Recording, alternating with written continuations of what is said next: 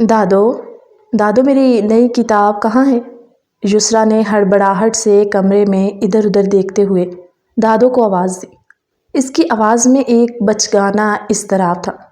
یسرا اپنے خاندان کی لاڈلی تھی، 5 بھائیوں کی اکلوتی بہن۔ اس کی یہ لاؤ بھالی پن اسے کبھی کبھار تھوڑا سا نازک بھی بنا دیتا تھا۔ گلے خانم بھی جو کروشیے سے سویٹر بنتی ہوئی، بس بیٹی ابھی ڈھونڈ لیں گے، اتنی جلدی کیا ہے؟ خانم بی نے مسکراتے ہوئے جواب دیا۔ وہ یسرا کی اس ہڑبڑاہٹ پر مسخرے بناتی تھی۔ لیکن دادو مجھے اس کتاب کو آج رات پڑھنا ہے۔ یسرا جسے کتابوں سے عشق تھا، اور یہ کتاب ناول جو نیو ریلیز ہوئی تھی، جو اس نے صبح ہی پڑھنی سٹارٹ کی تھی، اور اس کا مشن تھا کہ اگلے 2 دن میں ختم کرے گی۔ یسرا نے اپنے کتابوں کی الماری کھول کر کتابیں ٹٹولنی شروع کر دی۔ اچھا جی اتنی جلدی کیوں کر رہی ہو؟ شاید کہیں نیچے گر گئی ہو، دادو نے یسرا کو سمجھاتے ہوئے کہا۔ نہیں دادو، میں نے تو اسی الماری میں رکھی تھی۔ یسرا نے مطمئن ہونے کا نام نہیں لیا۔ چلو پھر ہم دونوں مل کر ڈھونڈ لیں گی۔ دادو یسرا کا ہاتھ پکڑ کر اٹھی اور اپنی چہیتی لاڈلی کے ساتھ اس کی کتاب ڈھونڈنے لگی۔ یہ کام کوئی ملازمہ بھی کر سکتی تھی، لیکن یسرا جو سب کی لاڈلی تھی، کیونکہ خاندان میں برسوں بعد بیٹی کی پیدائش ہوئی تھی، اور یسرا پھر سب کی چہیتی تھی، کیونکہ سردار شہزیب خان کی نہ کوئی بہن تھی، اور پھر ان کی شادی کے بعد اللہ تعالیٰ نے انہیں ایک کے بعد ایک بیٹا عطا کیا، اور یہی وجہ تھی کہ ان کے 5 بیٹے ہو گئے، اور وہ اللہ سے بیٹی کی خواہش رکھتے تھے۔ 5 بیٹوں کے بعد اللہ نے ان کو یسرا سے نوازا، اور یسرا کی پیدائش پر اتنی خوشی منائی گئی کہ پورا شہر اس بات پر حیران تھا کہ کوئی بیٹی کی پیدائش پر اتنی خوشی کیسے منا سکتا ہے۔ لیکن سردار شہزیب خان کو ایسا لگتا تھا کہ آج ان کی دنیا مکمل ہو گئی، اور جب سے یسرا ان کی زندگیوں میں آئی تھی، سب نے اسے ہتھیلی کا چھالا بنایا ہوا تھا، اور یسرا نے بھی کبھی لاڈ پیار کا ناجائز فائدہ نہیں اٹھایا، بلکہ وہ سب کی عزت، سب کے جذبات کا بہت خیال رکھتی تھی۔ وہ ایک چلبلی قسم کی نازک مزاج لڑکی تھی۔ باپ جس قدر سیاست میں انٹرسٹڈ تھا، بیٹی کو سیاست سے اتنی ہی غیر دلچسپی تھی۔ وہ اکثر اپنے بابا کے پاس بیٹھ کے کہتی تھی، بابا یہ سیاست آپ کو کیوں پسند ہے؟ میں تو 2 منٹ نیوز سن لوں تو میرا سر دکھنے لگتا ہے۔ وہ اپنی بیٹی کو ساتھ لگا کے پیار کرتے بولے، میری بیٹی نازک سی تو ہے، اور تمہیں کس نے کہا کہ ان چکروں میں پڑو؟ اپنی زندگی کو انجوائے کرو۔ سردار شہزیب خان کے خاندان کی اکلوتی بیٹی ہو تم، کسی پریشانی کو تمہارے قریب نہیں آنے دیں گے، اور تمہارے 5 بھائی سمجھو تمہارے باڈی گارڈز ہیں۔ وہ اپنے بالوں کو ہاتھ مارتے ہوئے اپنے بھائی کو ناک چڑھاتی ہوئی بولی، وہ تو میں جانتی ہوں، یہ سب میرے نوکر ہیں۔ علی جو اپنے بھائیوں میں سب سے چھوٹا تھا کہنے لگا، بابا کاش میں آپ کی بیٹی ہوتا تو میرے بھی اتنے ناز نخرے آپ اٹھاتے۔ سردار شہزیب خان اپنے بیٹے کو بھی ساتھ لگاتے بولے، تم بھی تو میرے لیے اتنے ہی عزیز ہو، لیکن یسرا تو پھر یسرا ہے نا۔ یسرا علی سے کہنے لگی، یسرا کی برابری کرنے کا کبھی سوچنا بھی مت، ورنہ ہارے جاؤ گے۔ علی جو صوفے سے کشن اٹھا کے یسرا کے پیچھے مارتا ہوا بھاگا۔ وہ دونوں بہن بھائی جوان تھے، مگر حرکتیں ایسی کہ آج بھی کوئی 8-10 سال کے بچے ہوں۔ خانم بھی جو گھر میں رونق سی دیکھتے ہوئے بولی، شہزیب بچوں کو دیکھ کر مجھے تمہارا بچپنا یاد آ جاتا ہے۔ یاد ہے تمہیں جب تم اور محی الدین دونوں؟ ماں کی بات ٹوکتا ہوا بولا، اماں بھی اس کا نام مت لیا کرے۔ سردار شہزیب خان اپنی چادر کا پلو کندھے پر رکھتے چلے گئے۔ ان 2 خاندانوں میں گہری دوستی سے گہری دشمنی تک کا سفر، اور پھر ان کے بچوں میں محبتوں کا پروان چڑھنا۔ کیا عبدالرافع کی محبت جیتے گی، یا پھر ملک محی الدین اور سردار شہزیب خان کی نفرتیں جیتیں گی؟ تو اس کہانی کے اینڈ تک بنے رہیے ہمارے ساتھ۔ ایک طرف سردار شہزیب جو سیاست کا بادشاہ تھا، دوسری طرف ملک محی الدین جو بزنس کا ٹائکون تھا۔ ملک محی الدین جس کے 2 بیٹے اور 2 بیٹیاں تھیں، بڑا عبدالرافع جو رومانوی قسم کا لڑکا تھا، مگر اس کی اولین ترجیح اس کا کیریئر تھا، جو عین باپ کے نقش قدم پر بزنس میں اپنا کافی نام پیدا کر چکا تھا، اور شہر کا تقریباً ہر چھوٹے سے بڑا بزنس مین اسے جانتا تھا۔ دو تگڑی فیملیاں، ان کے درمیان نفرت کا آغاز یوں ہوا۔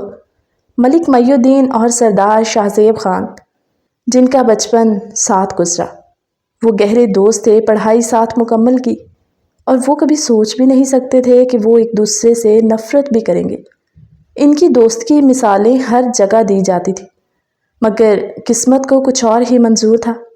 سردار شاہ زیب خان نے پڑھائی کے بعد سیاست میں قدم رکھا۔ دوسری طرف ملک محی الدین، جنہیں بزنس میں انٹرسٹ تھا، اور وہ بزنس میں دن دگنی رات چگنی ترقی کرتے ہوئے بزنس کے ٹائکون بن چکے تھے۔ آخرکار ان دونوں کے درمیان ایک زمین کے تنازع پر مسئلہ شروع ہوا۔ یہ زمین ملک محی الدین کی تھی، مگر سردار شاہ زیب خان اس زمین کو حاصل کرنا چاہتا تھا، اور وہ اس زمین کو خریدنا نہیں بلکہ قبضہ مافیا کے ذریعے زمین پر قبضہ کرنا چاہتا تھا۔ ملک محی الدین نے بھی زور لگا دیا کہ وہ کسی طرح اپنی یہ زمین نہ تو بیچے گا، نہ ہی قبضہ ہونے دے گا، اور یہی زمین کئی دفعہ ان دونوں کے درمیان بہت بڑی بڑی لڑائیاں بھی کروا چکی تھی۔ اس وجہ سے آج یہ دونوں فیملیاں ایک دوسرے کی دشمن فیملیاں مشہور تھی۔ سیاست کی گرما گرمیاں بھی اپنے عروج پر تھی۔ عبدالرافع ملک کال کرتا ہوا، دیکھیں آج کی میٹنگ بہت ضروری ہے، اور میں کسی قسم پر اس میں ڈیلے یا کوئی معذرت قبول نہیں کروں گا۔ وہ فون پر کسی کو وارن کرتا ہوا سیڑھیاں اتر رہا تھا کہ جب ملک محی الدین اپنے گبرو جوان بیٹے پر نظر پڑی تو وہ دیکھتے ہی کہنے لگے، ماشاءاللہ میرا جوان۔ تو رافع، آج کی میٹنگ کی تیاریاں تو ہو گئی نا؟ تمہیں پتہ ہے نا آج ہماری میٹنگ کتنی امپورٹنٹ ہے۔ اگر ہم اس میں سکسیسفل رہے تو پھر باہر کی بڑی بڑی کمپنیز ہمارے بغیر ادھوری ہیں۔ بولا، جی بابا، آئی نو، اور میں تمام تیاریاں کر چکا ہوں، کسی قسم کی کوئی کمی نہیں آئے گی۔ وہ اپنے بیٹے کے کندھے پر ہاتھ رکھتے بولے، پتہ ہے جب سے تم نے بزنس میں میرا ساتھ دینا شروع کیا ہے نا، ہمارا بزنس ڈبل سے ٹرپل ہونے لگا، اور ایک دن ایسا آئے گا کہ ورلڈ بیسٹ بزنس مین ملک عبدالرافع ہوگا۔ وہ مسکراتا ہوا کہنے لگا، بابا بس آپ بھی نا میری تعریفیں کرتے نہیں تھکتے۔ کہنے لگے، بیٹا تم ہو اس قابل، اور جو قابل ہو اسے اپریشیٹ کرنا چاہیے۔ وہ باپ بیٹا باتیں کرتے ہوئے ڈائننگ ٹیبل پر پہنچے، جہاں ان کی فیملی موجود تھی۔ رافع کی دو بہنیں تھیں، بڑی بہن شادی شدہ تھی اور چھوٹی روبی جو بھی پڑھ رہی تھی۔ بولی، رافع بھائی لوگوں کے بہن بھائی ٹور پہ جاتے ہیں، اور ایک آپ ہے بورنگ سے بھائی ہیں میرے۔ کہنے لگا، کیا ہو گیا؟ بولی، رافع بھائی پتہ ہے یونی سے سیمسٹر کے اینڈ پہ اب چھٹیاں ہیں، اور میری تمام دوستیں اپنی فیملیز کے ساتھ ٹور پہ گئی ہوئی ہیں۔ ایک میں ہوں جو صبح سے شام گھر پہ رہتی ہوں۔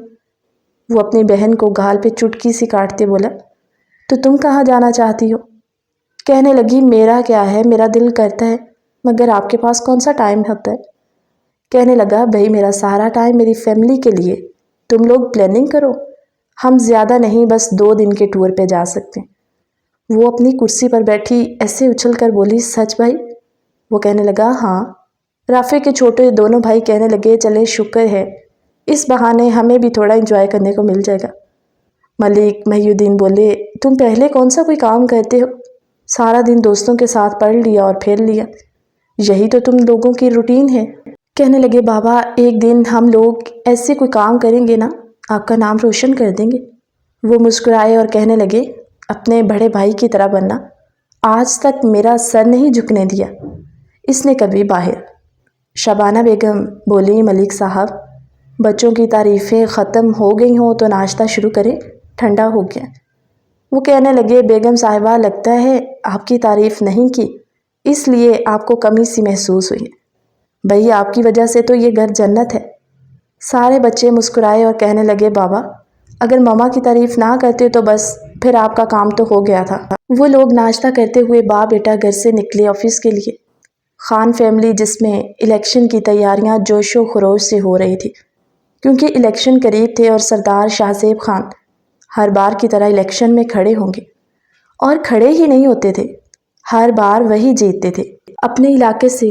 لیکن اس بار تاریخ شاید بدلنے جا رہی تھی، کیونکہ رافع ملک محی الدین سے بات کر چکا تھا کہ اس بار وہ الیکشن میں کھڑا ہوگا، کیونکہ اسے بزنس کے ساتھ سیاست میں بھی کافی انٹرسٹ تھا۔ ملک محی الدین نے کچھ سوچ بچار کے بعد کہا، ٹھیک ہے بیٹا، میں تمہیں زندگی کے کسی موڑ پر روکنا نہیں چاہتا، بلکہ میں تمہاری ہر جگہ پہ سپورٹ کروں گا۔ اب سردار شاہ زیب خان کی مخالف عبدالرافع کھڑا تھا۔ 3 پارٹیاں ٹوٹل الیکشن میں تھی۔ ایک اور پارٹی تھی جس کی ظاہری طور پر تو سردار شاہ زیب خان سے کافی دوستی تھی، مگر وہ آستین کے سانپ کی طرح تھا، منافق انسان، حارث نقوی، جو اس دفعہ اپنے باپ ارشد نقوی کی جگہ کھڑا ہوگا۔ خیر، الیکشن کی بھی گرما گرمی تھی۔ جب سردار شاہ زیب خان کو یہ پتہ چلا کہ اس بار ملک محی الدین کا بیٹا عبدالرافع بھی کھڑا ہے، تو اس کے جنون میں تھوڑا اور اضافہ ہوا، اور باقاعدہ سردار شاہ زیب نے کیمپین چلانا شروع کر دی۔ 2 روز باقی تھے الیکشن میں، جب تینوں پارٹیاں آمنے سامنے تھیں۔ ظاہری طور پہ جتنے نتائج ابھی تک حاصل ہو چکے تھے، سردار شاہ زیب خان اور ملک عبدالرافع برابر ووٹ لے کر جا رہے تھے، جبکہ حارث نقوی جو ان دونوں سے کافی پیچھے تھا۔ مگر حارث نقوی اس بار اپنے باپ کو یہ کہہ کر آیا تھا کہ وہ دھاندلی کروائے جو مرضی، لیکن جیتے گا وہی۔ سردار شاہ زیب خان کو ہرانا اس کی اولین ترجیح تھی۔ دوسری طرف یسریٰ، جسے کتابوں کا عشق اتنا تھا کہ آج اس کے فیورٹ ناولسٹ کا ناول ریلیز ہوا تھا، وہ بس اپنی دادوں سے کہتی ہوئی چلی گئی، کچھ دیر بعد آ جاؤں گی، ڈرائیور کے ساتھ جا رہی ہوں۔ خانم بھی بولی، بیٹے دھیان سے جانا، تم جانتی ہو نا، اگر شاہ زیب تمہارے والد کو پتہ چلا کہ تم اس طرح اکیلی نکلی ہو گھر سے۔ کہنے لگی، دادو 5 منٹ کی تو بات ہے، اور اگر بابا سے اجازت لینے گئی تو 100% وہ مجھے نہیں جانے دیں گے، کیونکہ ان کے الیکشن چل رہے ہیں، ان کو پتہ نہیں کس چیز کا ڈر ہے اتنا۔ دادو اگر مجھے وہ ناول نہ ملا تو میں مر جاؤں گی۔ خانم بھی بولی، یسریٰ کسی ملازمہ کے ہاتھ منگوا لیتے ہیں، تمہارا جانا ضروری تو نہیں۔ مگر وہ ضد کرتے ہوئے ڈرائیور کے ساتھ نکل گئی۔ وہ شہر کی ایک بہت بڑی بک شاپ پر پہنچی۔ اتفاقاً ملک عبدالرافع جو وہیں پر موجود تھا۔ رافع جو اپنے فارغ وقت میں کتابیں یا ناول پڑھتا تھا، اور اتفاقاً جو ناول یسریٰ خریدنے آ رہی تھی، اسی ناول کو لینے رافع بھی پہنچا ہوا تھا، کیونکہ وہ بھی اس کے پچھلے تمام پارٹس پڑھ چکا تھا۔ یہ اتفاق تھا یا قسمت کا کوئی اشارہ تھا ان دونوں کو ملانے کا؟ ایک ناول تھا اور خریدار 2 تھے۔ جب رافع اسے ہاتھ میں لیے بغور اس کے پیج پلٹ رہا تھا، پیچھے سے یسریٰ پہنچی۔ یسریٰ کے ساتھ 2 گارڈز بھی تھے۔ یسریٰ جلدی سے دکاندار سے ناول کا کہنے لگی تو دکاندار بولا، معذرت کے ساتھ جتنے بھی ناول آئے ہیں وہ سارے بک چکے ہیں۔ یسریٰ اس وقت برقعے میں نقاب میں تھی، تاکہ سوسائٹی میں کوئی اس سے پہچان نہ لے، کیونکہ وہ ایک مشہور شخصیت کی بیٹی تھی، اس لیے وہ پردے میں باہر آئی تھی۔ مگر جب اس کی نظر سامنے کھڑے رافع پر پڑی تو وہ اسے پہچان گئی کہ یہ تو وہی ہے جو الیکشن میں اس کے بابا کے مخالف پارٹی میں کھڑا۔ وہ ہڑبڑاہٹ میں بولی، جو ان کے ہاتھ میں ناول ہے مجھے یہی چاہیے۔ دکاندار بولا، مگر وہ تو یہ خرید چکے ہیں، اس لیے یہ صحیح نہیں ہوگا کہ میں ان سے لے کے آپ کو دوں۔ اگر آپ خود ان سے بات کر لیں، وہ آپ کو اپنی مرضی سے دے دیں تو پھر میں کچھ نہیں کہہ سکتا۔ یسریٰ جس کی جان پہ بنی ہوئی تھی اس ناول کو پڑھنے کے لیے، بولی، ایکسکیوز می۔ عبدالرافع جو ناول میں کھویا ہوا، ناول کو بند کرتے ہوئے یسریٰ کی طرف متوجہ ہوتا بولا، جی آپ کون؟ کہنے لگی، میں جو کوئی بھی ہوں، مگر جو آپ کے ہاتھ میں اس وقت بک ہے یہ مجھے چاہیے، آپ مجھے دے دیں۔ رافع بولا، ایکسکیوز می مس، یہ میں خرید چکا ہوں اور میں یہ کسی قیمت پر نہیں دوں گا۔ یسریٰ بولی، تم چاہو تو مجھ سے اس کی 3 گنا قیمت لے لو، مگر یہ مجھے دے دو۔ وہ کتاب کو ذرا سائڈ پہ کرتا اس کی طرف متوجہ ہوا، کہنے لگا، کیا کوئی مجھ سے زیادہ بھی جنونی ہے اس کو پڑھنے کے لیے؟ کہنے لگی، آپ نہیں جانتے، اگر میں اس کو نہیں پڑھوں گی شاید میں مر جاؤں گی۔ یسریٰ جو بے دہانی میں جو بھی منہ میں آ رہا تھا بو رہی تھی۔ کہنے لگا، اتنا کریزی پن؟ کہنے لگی، کیوں، آپ کو نہیں ہے؟ اسی لیے تو آپ یہ بک لے کے کھڑے ہیں، اگر نہیں ہے تو مجھے دے دیں۔ وہ بولا، یہ میں آپ کو نہیں دے سکتا، کیونکہ نہ جانے اس کی باقی بکس کب آئیں، تو میں مزید انتظار نہیں کر سکتا۔ یسریٰ منہ میں بڑبڑاتے ہوئے بولی، عجیب کھڑوس آدمی ہے، اتنا بھی نہیں ہے کہ ایک لڑکی اس کی منتیں کر رہی ہے اور یہ اس کو دے دے۔ رافع سے پیچھے سے آواز دیتے بولا، کیا میں آپ کو مخاطب کرنے کے لیے آپ کا نام جان سکتا ہوں؟ یسریٰ کے منہ سے جلدی سے نکل گیا، یسریٰ شاہ زیب خان۔ رافع چونک سا گیا، تم سردار شاہ زیب خان کی بیٹی ہو؟ یسریٰ بولی، میں نہیں جانتی، مجھے نہیں پتا، آپ نے مجھے بک نہیں دینی تو نہ دے، میں جا رہی ہوں۔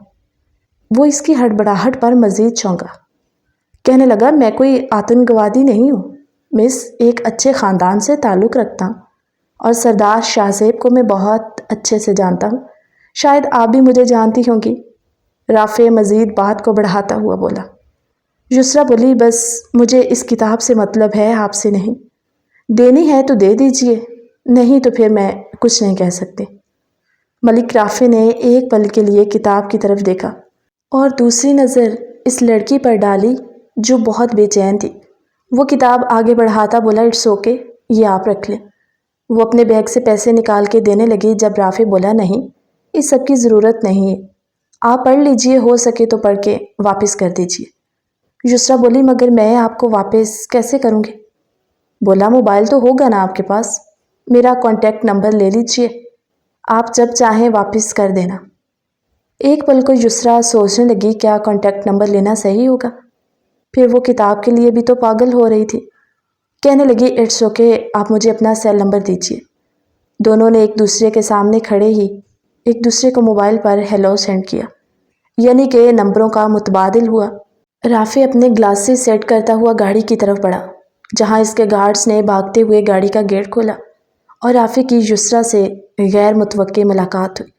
مگر ابھی دونوں کی گاڑیاں روڈ پر تھی جب یسریٰ کو یہ محسوس ہوا کہ کوئی اس کی گاڑی کا پیچھا کر رہا ہے، مگر وہ برقعے میں تھی اور کسی کو نہیں پتا تھا کہ وہ گھر سے نکل رہی ہے، مگر شاید دشمن طاق میں تھے۔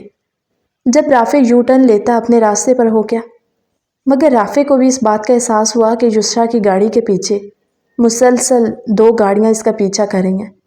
اس کو عجیب سا بھی محسوس ہوا کہ کون اس طرح اس کا پیچھا کر سکتا ہے۔ وہ بنا کچھ سوچے سمجھے ڈرائیور سے کہتا ہوا بولا کہ تم ایک کام کرو، وہ جو لڑکی کی گاڑی جا رہی ہے نا، اس پہ نظر رکھو۔ وہ سب کی نظروں میں آئے بغیر یسریٰ پر نظر رکھے تھا، مگر تھوڑی دیر بعد جب رافع کی نظروں سے وہ اوجھل ہو گئے۔ رافع نے ان تینوں گاڑیوں کے نمبر نوٹ کر لیے تھے، کچھ بندوں کے چہرے بھی وہ دیکھ چکا تھا، مگر گاڑی جیسے ہی نظروں سے اوجھل ہوئی، اس نے بہت دور تک انہیں ڈھونڈنا چاہا مگر وہ کہیں بھی انہیں نظر نہ آئے۔ شام کے نیوز وہ اپنے بابا کے ساتھ بیٹھا ڈرائنگ روم میں دیکھ رہا تھا جب ہیڈ لائنز میں پہلی خبر یہ چھپی کہ سردار شاہ زیب خان، جن کی اکلوتی بیٹی اغوا ہو چکی ہے، شاید یہ کسی دشمن کی کارستانی ہوگی یا کوئی دولت کی ڈیمانڈ میں یہ سب کر رہا ہے۔ مگر سردار شاہ زیب خان جو پریس کانفرنس کرتے یہ بتا چکے تھے کہ جس کی بھی یہ حرکت ہے وہ اپنے دن گننا شروع کر دے، جس نے میری بیٹی پر بری نظر ڈالی ہے میں اس کی آنکھیں نکال دوں گا۔ رافع کو ایک پل کے لیے بے چینی سی ہوئی۔ وہ جو یسریٰ کا نمبر لے چکا تھا، اس نے بنا کچھ سوچے سمجھے نمبر ڈائل کیا، مگر اس کا نمبر بند تھا۔ اسے احساس ہوا کہ شاید جب وہ بک شاپ سے نکلی اور وہ جو گاڑیاں اس کا پیچھا کرتی ہوئی تھی، یقیناً وہ اس کو اغوا کرنے کی نیت سے ہی تھی۔ وہ اس وقت کو پچھتا رہا تھا کہ کاش وہ اس وقت اسے نظروں سے اوجھل نہ ہونے دیتا، مگر اب کیا کیا جا سکتا تھا؟ رافع کے چہرے پہ پریشانی دیکھ کر ملک محی الدین بولے، کیا بات ہے؟ رافع کہنے لگا، نہیں بابا، آج شاید وہ سردار شاہ زیب خان کی بیٹی تھی، میری ملاقات اس سے بک شاپ پر ہوئی، جس بک کو خریدنے میں گیا تھا وہ بھی اس کی تلاش میں آئی تھی، مگر تھوڑی دیر بعد میں نے اس کی گاڑی کا پیچھا کرتے ہوئے دو گاڑیوں کو دیکھا۔ اس کے بعد میں نے بھی نظر رکھی لیکن میری نظروں سے وہ گاڑیاں اوجھل ہو چکی تھیں۔ میں نے دیکھنا چاہا مگر میری نظر میں کچھ نہیں آیا، اس لیے مجھے آفس میں جانے کی بھی تو جلدی تھی، اس لیے میں واپس آ گیا۔ شاید یہ واقعہ تبھی پیش آیا۔ ملک محی الدین بولے، ہو نہ ہو یہ کسی اس کے قریبی کی سازش ہو سکتی ہے جو سردار شاہ زیب کو الیکشن میں ہرانا چاہتا ہو۔ رافع بولا، کیا مطلب نقوی خاندان؟ ملک محی الدین بولے، بالکل، کیونکہ نقوی خاندان ظاہری طور پر تو اس وقت سردار شاہ زیب کے ساتھ ہے، مگر پیٹھ پیچھے وہ کچھ اور سازش رچا رہے ہیں۔ خیر اللہ کرے کہ شاہ زیب خان کو اس بات کی سمجھ آ جائے اور اس کی بیٹی کو کچھ نہ ہو، کیونکہ ملک محی الدین نے شاہ زیب کے ساتھ کبھی کچھ زیادتی نہیں کی تھی۔ شاید شاہ زیب خان ہی سیاست کے نشے میں چور دوستی کو بھولنے لگا تھا، اور تب بھی ان کی دوستی کے بیچ دیوار کھڑی کرنے کے پیچھے ارشد نقوی ہی تھا۔ معمولی سی زمین کے تنازع پر اس نے اپنے ہیرے جیسے دوست کو کھویا تھا۔ خیر رافع اپنے کمرے میں آیا، بے چینی سے ادھر ادھر چکر کاٹتا ہوا سوچنے لگا کہ دشمنیاں ایک طرف، لیکن یسریٰ معصوم ہے، اس کا ان سب میں کوئی قصور نہیں۔ وہ سوچ چکا تھا کہ وہ کسی بھی طرح یسریٰ کو ڈھونڈے گا۔ ادھر شاہ زیب خان جنہوں نے پورے شہر میں تھرتھلی مچا کے رکھ دی تھی کہ زمین کھودو یا آسمان چھانو، مگر میری بیٹی مجھے صحیح سلامت چاہیے۔ پورے شہر کی پولیس کی دوڑیں لگی ہوئی تھی۔ پولیس نے جتنی بھی کوشش کی اب تک ناکام تھی۔ ادھر میڈیا جنہیں ایک خبر مل گئی تھی پھیلانے کے لیے، سوشل میڈیا، الیکٹرانک میڈیا پر ہر طرف بس ایک ہی خبر کہ سردار شاہ زیب خان جو الیکشن میں اس وقت جیت کے لیے پرجوش تھے، وہی دوسری طرف ان کے جگر کا ٹکڑا ان کی بیٹی کو اغوا کر لیا گیا۔ کیا یہ الیکشن میں سازش ہوگی یا پھر کوئی اور وجہ؟ یہ خبریں سن کر سردار شاہ زیب خان کا دماغ ایسے تھا کہ پھٹ جائے گا۔ ان کا پورا گھر سوگ میں تھا، کیونکہ یسریٰ میں سب کی جان بستی تھی۔ خانم بھی اس وقت کو پچھتا رہی تھی جب انہوں نے یسریٰ کو گھر سے نکلنے دیا، مگر وہ اس کی ضد کے آگے ہار چکی تھی۔ سب لوگ دعائیں مانگ رہے تھے کہ ان کی بیٹی صحیح سلامت واپس آ جائے۔ ملک رافع نے اپنا تھوڑا سا بھیس بدلا اور اپنے گارڈز کا بھی حلیہ عام لباس میں ملبوس کروا کر وہ ایک نارمل سی گاڑی میں سوار ہو کر اسی راستے پر نکل پڑا جہاں پر انہوں نے آخری دفعہ یسریٰ کی گاڑی کو دیکھا تھا۔ تھوڑا دور گئے تو سڑک کے کنارے انہیں یسریٰ کی گاڑی خالی کھڑی ملی، جس میں یسریٰ کی وہی کتاب پڑی ہوئی تھی۔ اس کا موبائل گاڑی میں گرا بند تھا۔ عبدالرافع نے آگے بڑھ کے اس کا موبائل اٹھایا اور وہ کتاب اپنی گاڑی میں رکھی اور وہیں پر پیچھا کرنے لگے کہ پاس ہی ایک سنسان سا علاقہ تھا۔ ایسی بستی تھی جہاں ایسے لگتا تھا کہ کوئی سالوں سے آباد نہ ہو۔ رات کے 1:30 سے 2 کا ٹائم تھا، ہر طرف سنسناہٹ سی تھی، مگر رافع بنا کسی وجہ کے یسریٰ کو ڈھونڈنے کے لیے بے تاب ہو رہا تھا۔ دوسری جانب سردار شاہ زیب خان کے خاندان میں کوئی ایسا بندہ نہیں تھا جس کی آنکھوں میں نیند ہو۔ رات کے 2 بجے تھے اور ہر کوئی جاگ رہا تھا اور اپنے اپنے طور پر یسریٰ کو ڈھونڈنے کی ہر طرح کی سرتوڑ کوششیں کر رہے تھے کہ جب سردار شاہ زیب خان کا فون بجا، انہوں نے جلدی سے فون اٹھایا تو آگے سے آواز آئی، سردار، اگر تمہیں اپنی بیٹی صحیح سلامت اور باعزت چاہیے تو تم اپنے ان ووٹس کو نقوی خاندان کو دے دو۔ یہ سننا تھا کہ سردار شاہ زیب خان کی رنگت اڑ گئی کہ کیا اس سب کے پیچھے ارشد نقوی کا بیٹا حارث نقوی ہے؟ وہ بولے، دیکھو تم جو کوئی بھی ہو، پہلے اپنا نام بتاؤ۔ وہ بولا، جتنا تم سے کہا جا رہا ہے وہی کرو، ورنہ کچھ ہی دیر میں تمہاری بیٹی کی تصویریں سوشل میڈیا پر ملیں گی۔ سردار شاہ زیب کے ہاتھ کانپے اور وہ بولے، ایسی 100 جیتیں میں اپنی بیٹی پر قربان کرتا ہوں، تمہیں جو چاہیے میں دینے کے لیے تیار ہوں، مگر دیکھو میری بیٹی کے جسم پر ایک ناخن کی خروچ بھی نہیں آنی چاہیے۔ وہ بولے، بس ہماری ڈیمانڈ کو جلدی پورا کرو، صبح ہوتے ہی تم پریس کانفرنس کرو گے اور کہو گے کہ میں نقوی خاندان کے ساتھ اتحاد کرتے ہوئے اپنی جیت ان کے نام کرتا ہوں، تو ہم بھی تمہاری بیٹی کو باعزت حفاظت تمہارے گھر پہنچا دیں گے۔ سردار شاہ زیب خان جو اس وقت دھمکی دینے کی حالت میں بھی نہیں تھا، کیونکہ اس کی کمزوری ان کے ہاتھ میں تھی۔ دوسری طرف رافع نے اپنے بندوں کو کہا کہ تم لوگ ادھر چاروں سمت میں پھیل جاؤ، ہو نہ ہو ہمیں وہ لڑکی یہیں پر ملے گی۔ رافع منہ پر کپڑا لپیٹے ہوئے اس بستی میں داخل ہوا جہاں پر ایک طرف اسے آگ جلتی ہوئی نظر آئی۔ وہ اس روشنی کی جانب بڑھنے لگا، مگر کوئی نہیں جانتا تھا کہ کب کیا ہوگا۔ سامنے ایک جھونپڑی سی تھی جس کے پاس وہ آگ جل رہی تھی۔ رافع خود کو بچاتا درختوں کی اوٹ میں چھپتا ہوا ان تک پہنچا، پہلے حالات کا جائزہ لیا۔ وہ سب ایک دوسرے کے ساتھ وائرلیس کے ذریعے کنیکٹ تھے۔ رافع نے سمجھایا تھا کہ جیسے ہی میں کال دوں تم سب لوگ اپنا اپنا کام سمجھ آنا۔ رافع نے ایک نظر چاروں طرف دوڑائی کہ جہاں کچھ لوگ، کوئی 7 سے 8 لوگ آگ کے گرد بیٹھے تھے اور 10 سے 15 لوگ جھونپڑی کے چاروں طرف پہرا دے رہے تھے۔ رافع کو اتنا تو اندازہ ہو گیا تھا کہ اس لڑکی کی اغوا کے پیچھے ان کی بہت بڑی چال ہے۔